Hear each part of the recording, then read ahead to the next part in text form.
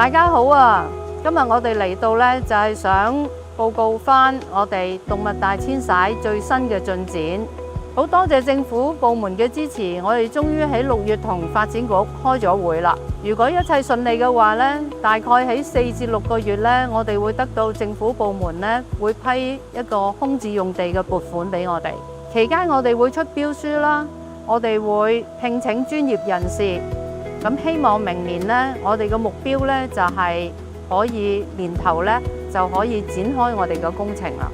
今次政府嘅資助呢，只係俾我哋呢係做一啲基本嘅設施同埋一啲硬件嘅工程，例如地基啦、水電啦呢啲咁樣嘅設施啫。